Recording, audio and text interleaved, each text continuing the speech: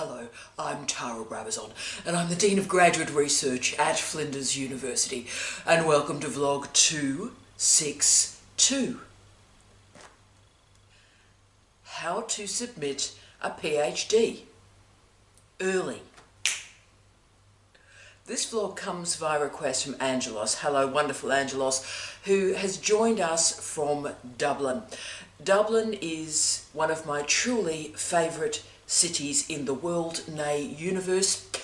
I've had some good times in Dublin, let me tell you.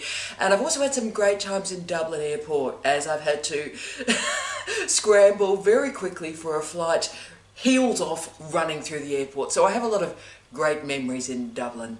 So Angelos, it's great that I've had this opportunity to engage with you and to present this vlog for you. But Angelos wrote to me with really the dream question for many of you. How do I submit a PhD early? Now, Angelos has had some issues with his institution. Now, he's finished his thesis and he's not actually allowed to submit it. So his thesis has been reviewed by internal assessors, his supervisors are very happy, there's some great publications from it, so everything seems to be going incredibly well. But the university's policies and procedures are blocking that submission. So Angelos asked if I would do a vlog to help anyone in this situation. And it's my absolute pleasure to do so. So I'll answer that question, but can I also say, for those of you out there thinking, this is a vlog of wizards, this is a vlog of unicorns, this isn't real, let me also present for you 10 very quick tips this week to increase the speed of your thesis wherever you are in your candidature. And look, I did know that at some point in this COVID journey, I'd receive a request like this. Tell you why. COVID-19, and this is me speaking as a Dean of Graduate Research, COVID-19 has revealed all sorts of surprises and complexity in the doctoral and higher degree space. Now, for some students, it's been a nightmare. Nothing short but a nightmare. Labs closed, the slowing down of data collection, all sorts of ethics modifications. It's been a nightmare. You name it, it's happened. But for others, COVID-19 has radically transformed the time that is available for them to complete their research. So for people using unobtrusive research methods, a lot of digital research methods like digital ethnography, their time available to do research has been increased with no commuting, hours of the day returned to you, efficiency in work and meetings instead of all the nonsense that happens in meetings, you zoom in, you zoom out, and also no travel, so time's not being wasted on train stations, in airports. So for some groups, they gained enormous time, and the research is showing that. Now, the challenge with what I've just stated is that there is an incredible differentiation via social variables about the group that's done very well out of COVID and the group that has not. Shall we go through the sociological problems here? Those with caring responsibilities, childcare responsibilities, homeschooling anyone, unemployment, underemployment, incredible homelessness issues, housing instability, and also, of course, economic instability. So those inequalities that I've just talked about that have manifested in doctoral programs, they are of course gendered, raced, classed and aged. But also those variables have manifested differently between different nations and indeed between different regions in different nations. But the differentiation is clear. Just as some academics have produced a lot more research during COVID, some colleagues have produced much less, and how we manage that as a higher degree and as a higher education community, I think is incredibly important for decades. And as you can see, so much of this is about being dependent on the opportunities that are available to you. And for some groups in our culture, those opportunities have been truncated. For some, they've been enlarged. So from this bizarre period in history, there are some crew, that have been able to produce a quick degree. Now let's be clear about this group. They've worked hard, They couldn't go out. They were in lockdown, shutdown. They couldn't go out. They didn't have a lot of dough, so they stayed at home and they completed their PhD. Now, that is terrific for that group of people, and we all wish them well, and that's tremendous. Hard yakka, good on you.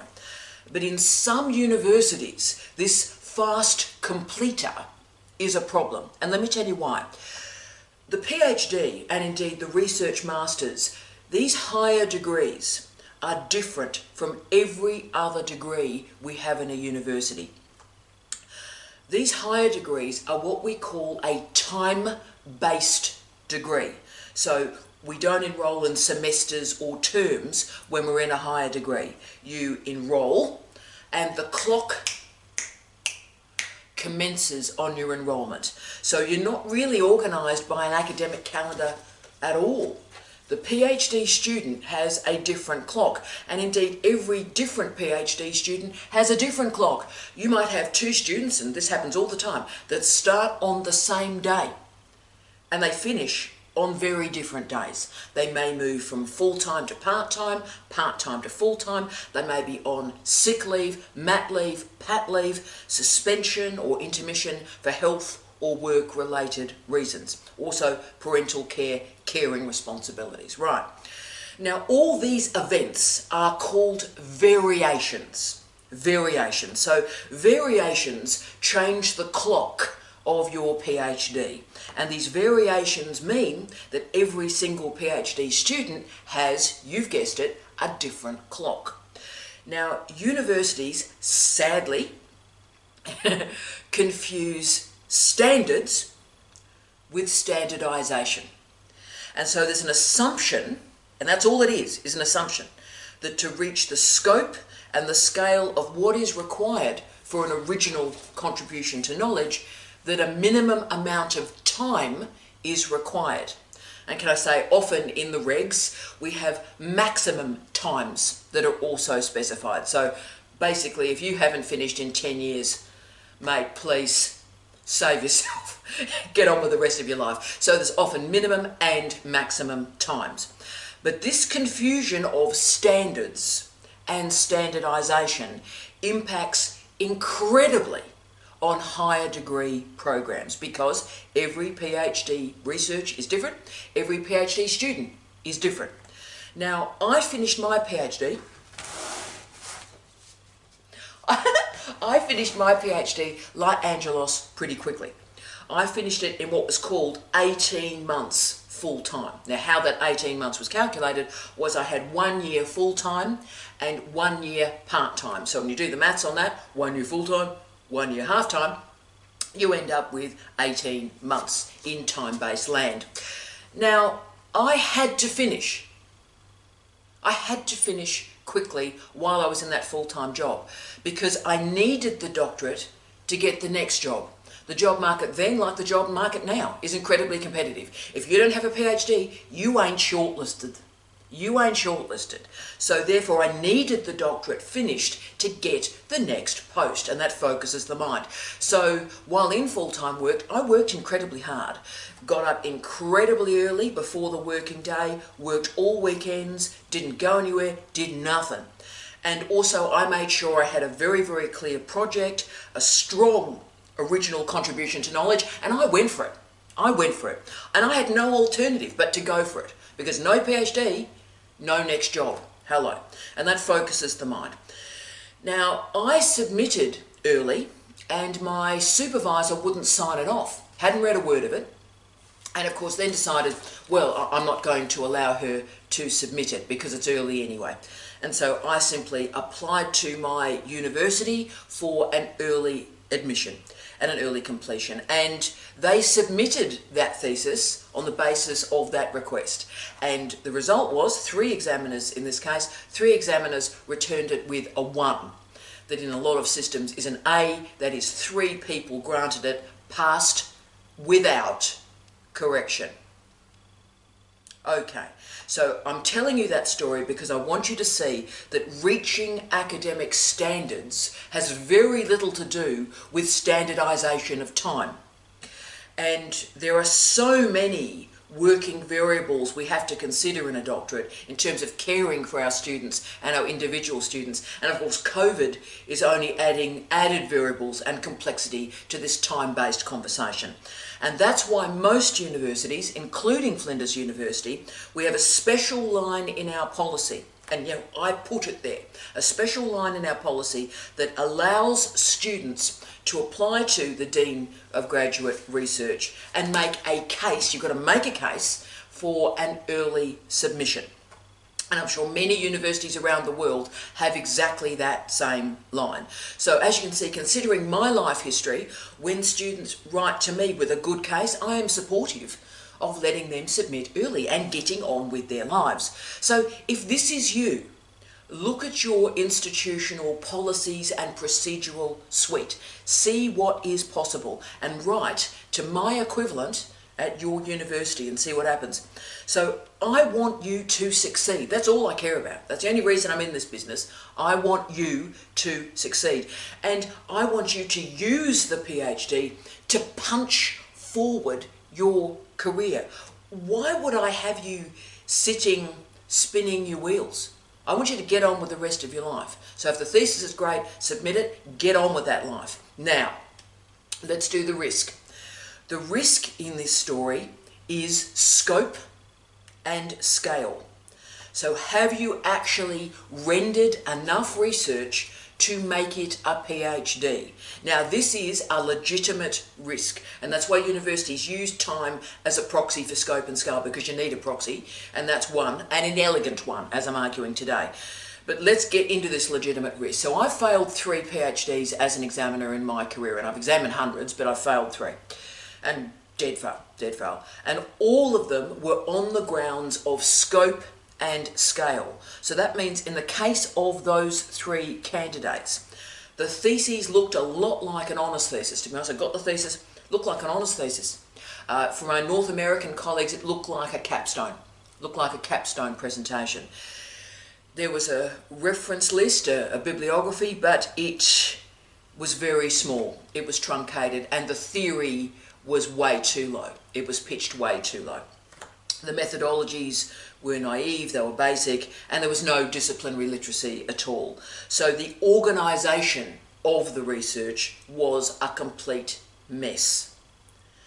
And after I examined those 3, I left with the question, what knowledge has been created here? What knowledge has been created here? Can I say, by the way, those 3 theses were not submitted early. They were actually long candidatures. So there's nothing early here. These 3 problematic theses went the full time and beyond, okay? But you can see why people are worried about the early submitter. So for you, make sure that the scope and the scale is there, that the fundamentals are there, and your original contribution to knowledge is really clear. Submit early because you have produced work of quality. Standards without standardisation. So I wanted to finish off this vlog with 10 quick strategies. For those of you watching this going, this is the dream, early submission, you're a wizard, Tara, you can't speak of this, this is not possible. Well, look, it is possible. And for those of you that are desperately out there, just trying to finish a little bit faster, I want to provide 10 very quick ideas for you to accelerate that completion. And look, to quote the great philosopher Jerry Halliwell, scream if you want to go faster. 1. Crucial. Learn the lessons from your earlier degrees. Research training is never wasted. Now, policymakers and people like me often use phrases like research training. Look, I've been very worried about the phrase research training for about 25 years. It is a problematic phrase, but behind that problematic phrase is something enormous and incredibly important. Now, I was trained properly, and what that means is I had remarkable teachers from first year who pushed me at an undergraduate level, so I had to read a lot, I had to write a lot, standards, lift, and then I did honours. I cried with the scale of the work I had to do. It was that hard, but because I did it, I was able to lift, and I had good research training. So I learnt new skills, and then I applied them in my research master's degree. time-based degree. I had 2 years to do it. I finished that in 2 years. But all of this meant that I had excellent research training. So I could throw myself into a PhD and know what I was doing. You know that cliche, hit the ground running? Well, that's what I'm recommending to you today. So every opportunity you have through all your degrees, and I know there's a lot of people watching these vlogs in undergraduate degrees, but also in coursework masters getting ready for a PhD. You rock, that's fantastic. For all of you out there, take every opportunity that is given to you to read and to write, to learn about research, seek out MOOCs that help you, everything. Take those opportunities, because if you've got those meta skills, if you've got those research skills, they will serve you well for a quick completion. 2, establish your research problem quickly. Put another way, have you found the gap in knowledge? So if you want to organise your PhD quickly, locate your research problem. What are you doing here? Locate that research problem as quickly as you can. So cut away the flab, cut away the cul-de-sacs, the outtakes, the remixes.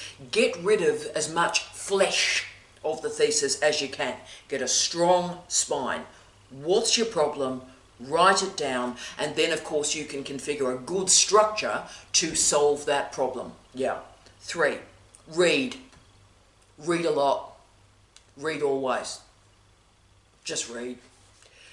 The other strategy to finish quickly is to use every single day that you've been given between when you're admitted into a program and when your program starts. Often that's 2 or 3 months, can be 2 or 3 days, but often it's a few months. So that 3 months before you start the candidature, before the clock starts, use those 3 months, use them well. So what I'd advise that you do is read the field. If you're going to find that gap quickly, you need to know the knowledge system in which you're going to find that gap. Remember, all examiners start at the back. When we're reading and examining a thesis, we look at the reference list, bibliography first. So every single thing you read is important. So read early, read always, read. And remember, and I'm well aware, before you enroll in a program, there's all these dreadful corporate publishers that have firewalls and paywalls and so forth. Remember, use the directory of open access books and the directory of open access journals. Fantastic knowledge available for free today without an enrollment. Use it. 4, supervisory selection is everything. A great supervisor can save you years. Yes, years. Do they know the field? Do they know how to read? Do they know how to write? Do they understand the standards of a PhD? Now, they need to read your drafts quickly. They need to know how to help you. So check your supervisor before you enroll. Are they intensely research active? Are they active? Do they know the research of your field? Check that they've continued to learn, that they've participated in professional development programs. The last thing you need is a supervisor whose last bit of learning they actually did was like 1994 when they graduated from their PhD. Have they continued to learn to stay up to date with teaching and learning? So make sure there's some evidence that they know what they're doing, or else you're going to be wasting time supervising your supervisors and advising your advisors. 5, use deadlines and milestones to your advantage. Let me tell you something truthful here. The students that finish quickly do their milestones on time. It's as simple as that. Every single day when I arrive at work, I go through the list of students with what we call progression issues. So the long candidatures, they're not doing well. And I go through that list every single morning. And when I look at the issues in that candidature, every single one of those students that has a problem with progressing has delayed a milestone. So they've missed a deadline on the way through. So you know what? Use all those small deadlines to help you.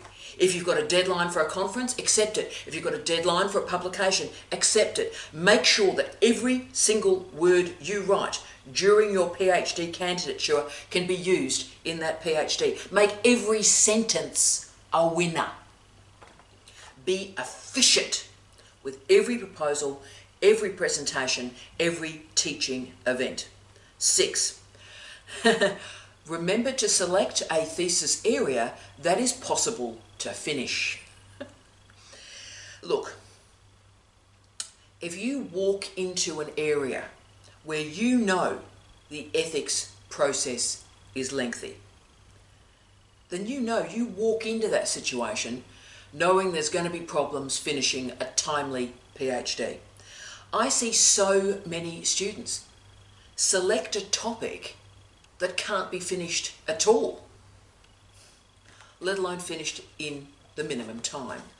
So if you want a quick PhD, then choose a topic that's clear.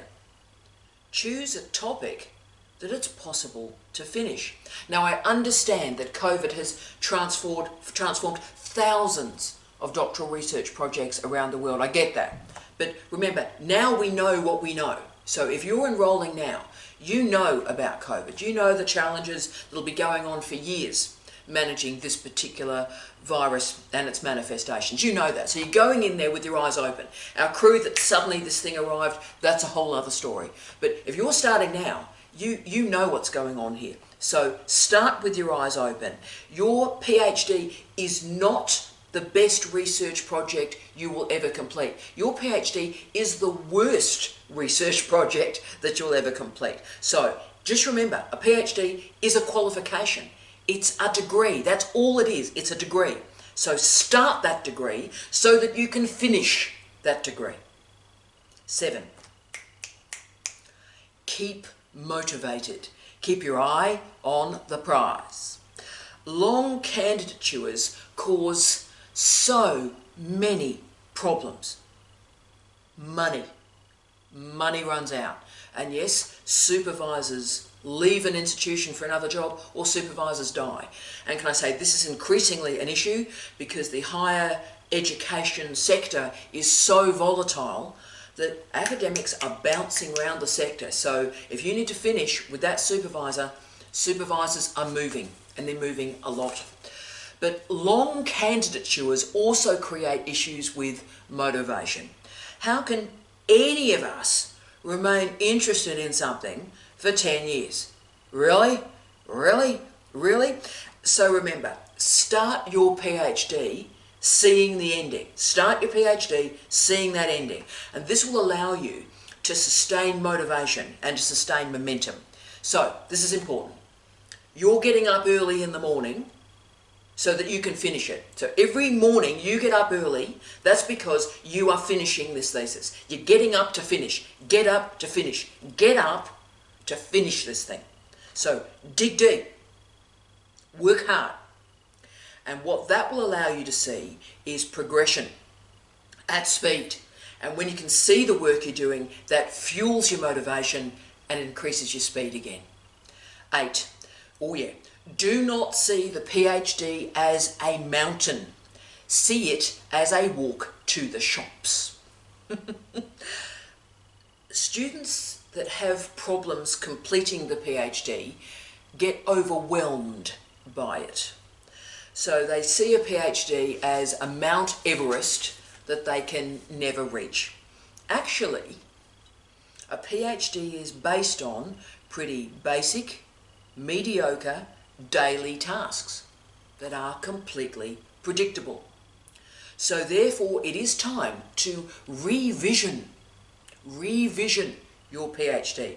If you want to finish quickly, then don't think about Mount Everest. Think about, I'm going to read this article. I'm going to read this article. Think about, I'm going to write that paragraph. I'm going to write that paragraph. So leave Mount Everest to Tenzing.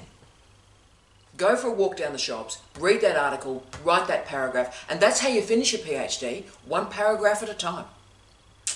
9. Thank you, Simply Read. Money's too tight to mention. 9. Money's too tight to mention. Short PhDs are really the only type of PhD that's possible for most of our students now, because money is tight, really tight, and funding for universities is really, really tight. Now, hard lesson here. I've seen so many students, and I'm talking about thousands of students, that have a scholarship or stipend in some form, and they don't finish the thesis when the scholarship finishes, right? So they're on a scholarship and they don't finish the research in time when the funding stops. Now, what happens after that scholarship stops is a narrative, is a story of tragedy, time and time again. So let me tell you what happens. Research project's not finished, money is stopped. Students cascade into poverty, mental health issues, homelessness, and of course, relationship breakdowns, right? That's what occurs. It's a narrative of despair. So, if you need the motivation to finish quickly, do it for the money. Do it for the money. Now, I didn't have an option but to finish quickly. I didn't have a plan B.